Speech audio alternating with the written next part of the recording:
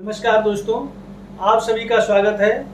आज मैं आपके लिए एक बहुत ही सुलभ वीडियो लेकर के आया हूं, जिसको सुन लेने से आपको यह ज्ञात हो जाएगा कि हम जो पूजा पाठ करते हैं सही कर रहे हैं अथवा गलत कर रहे हैं। तो आज मैं आपके लिए लेकर के आया हूं कि शिव जी भगवान की पूजा का जो विधान है, उस पूजा के विधान में शिवलिंग पर जल कैसे चढ़ाएं और शिव जी की पूजा कैसे करें।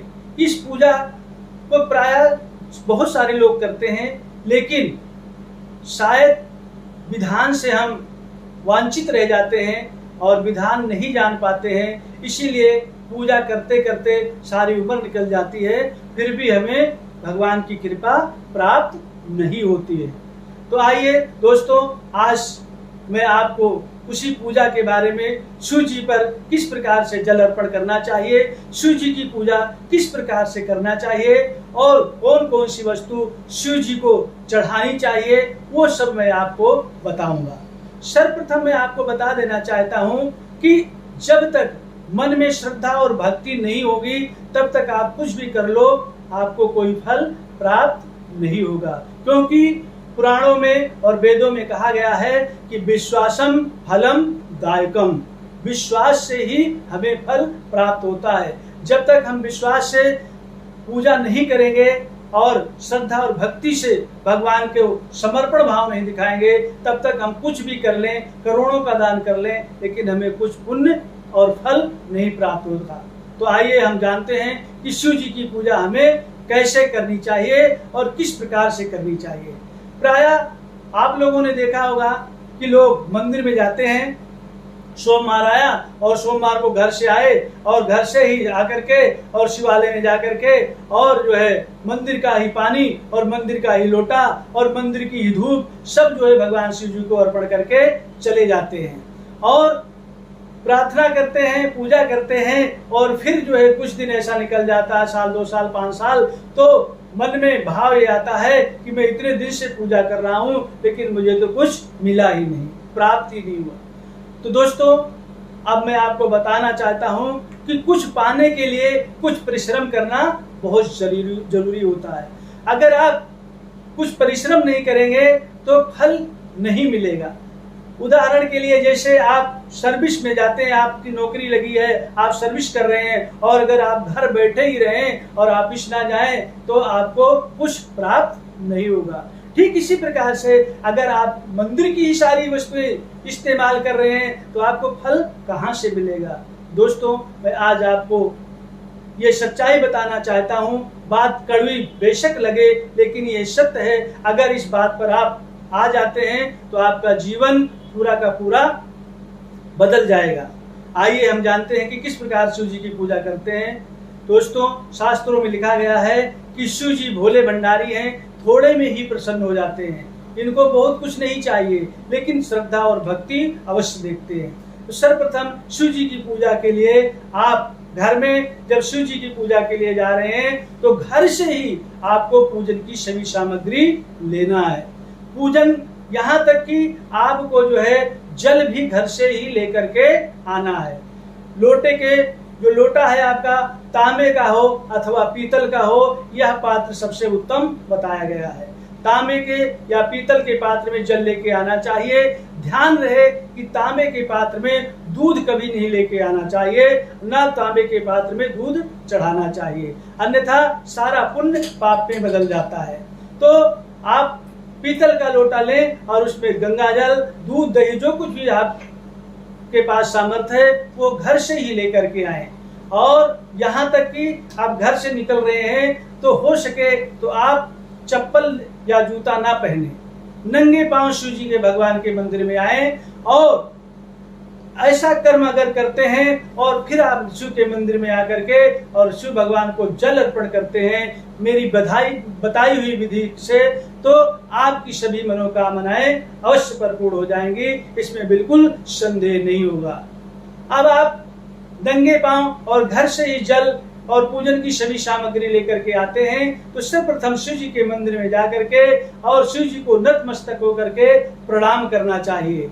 और प्रणाम करने के बाद अब आपको सर्वप्रथम क्या करना है उसके बारे में मैं आपको बताता हूँ। सर्वप्रथम आप शिव जी के मंदिर में जाकर के और गणेश जी की पूजा प्रारंभ करें, क्योंकि आप गणेश जी की जब पूजा प्रारंभ करेंगे तो उससे शिव भगवान और माता पार्वती प्रसन्न होंगे।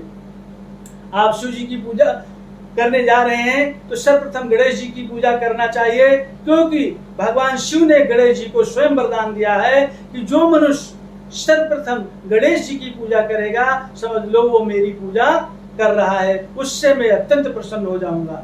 तो इसलिए सर्वप्रथम गणेश जी को आपको पहले जल चढ़ाना चाहिए, उसके बाद दूध चढ़ाना चाहिए, उसके बाद फिर जल चढ़ाना चाहिए, और उसके बाद अब जब आप जल चढ़ा लेते हैं तो आपको मोली आपके पास होगी, उस मोली का वस्त्र चढ़ाएं। उसके पश्चात आपको जो है जनेऊ होगा, वो जनेऊ गणेश जी भगवान को जनेऊ अर्पण करना चाहिए। उसके बाद आपको तिलक लगाना चाहिए, गणेश जी भगवान को रोली का तिलक लगा करके फिर चावल लगाना चाहिए, और चावल लगाने के बाद आपको गणेश जी भगवान को पुष्पमाला चढ़ा देनी चाहिए।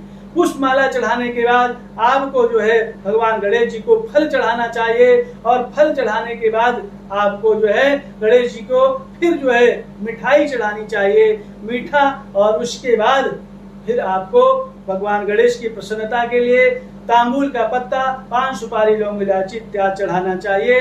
उसके बाद आपको गणेश जी की प्रसन्नता के लिए दूर्वा अवश्य चढ़ाना चाहिए।